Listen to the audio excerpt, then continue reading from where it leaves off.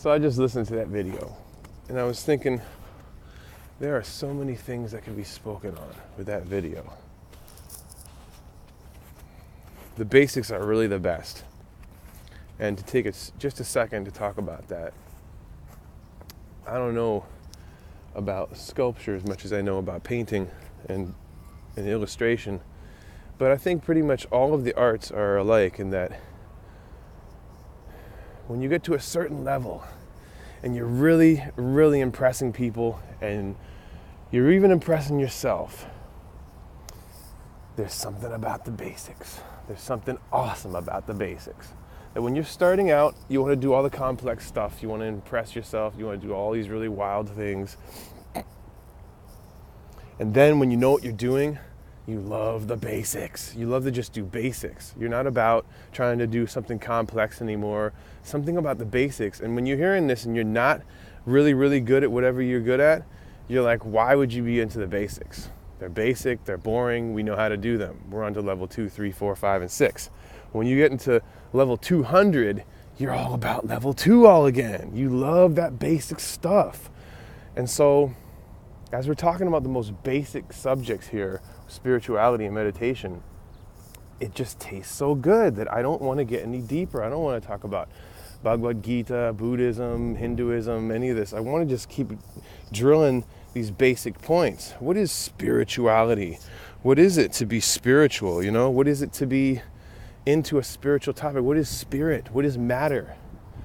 We could sit here and talk all day about what is matter and what is spirit, and it's a really deep subject. But I think everybody out here, they act as if they already know the answer to that. No one likes when they treat someone like a body and not like a person. You know, no one likes to be treated as if the things in their body are more important than the things in their mind.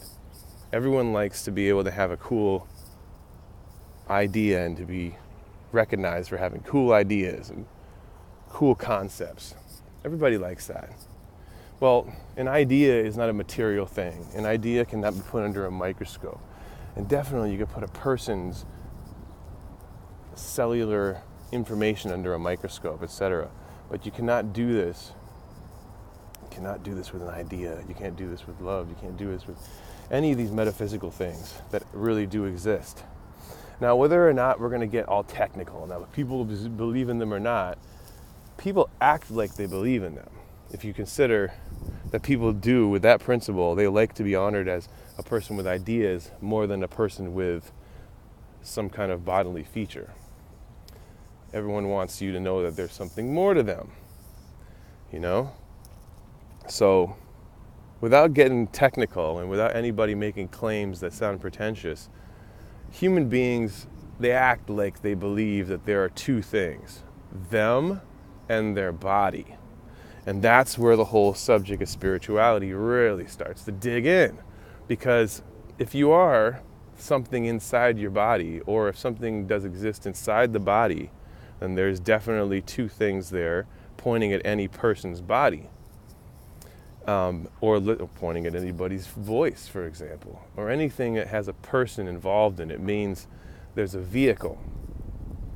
Just like if you say there was a motorist yesterday that got out of hand, it means that somebody was driving a car, or driving a bike, or driving a dump truck. Anyway, see how cool it is. Like I'm telling you, these subjects, the more basic you get, the more you can just squeeze juice out of them. So I think the next one I'll touch on is, so there's spirit and body, spirit and matter, right? And meditation, we just touched on meditation, and we just kind of like delineated the difference between what is spirituality and what is being a nice person and such, and you know how meditation has to do with you being a person inside of a body and getting in touch with that person. So that means there's so many different paths of meditation, because like if we are the person inside the body, there must be all kinds of different ways of realizing that and I don't know, pointing it out or helping ourselves to see it. But yeah, I love that. I love that skyline. But more importantly, you know, is that somebody is clear with the fact that people do act like there's the difference between spirit and matter. And all of these things come from that. So the people didn't invent religion and spirituality to subjugate and manipulate other people. People want to do that anyway, whether or not they have spirituality and religion. But if you're really focusing on cool things, you're not even about that stuff. So we can address all of those crazy negative issues in other different videos. But this one, I think it's pretty concise with this. Difference between spirit and matter. Yes. It's deep enough that over thousands of years there have been actual spiritual traditions that turned into religions and have helped thousands upon thousands of billions of people. Why not do the experiment? That's really the only reason I'd put out these videos, is because I've done these experiments for myself.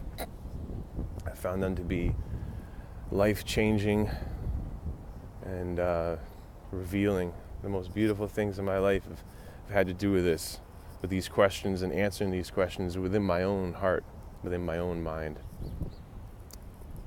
So yeah, let's get deep.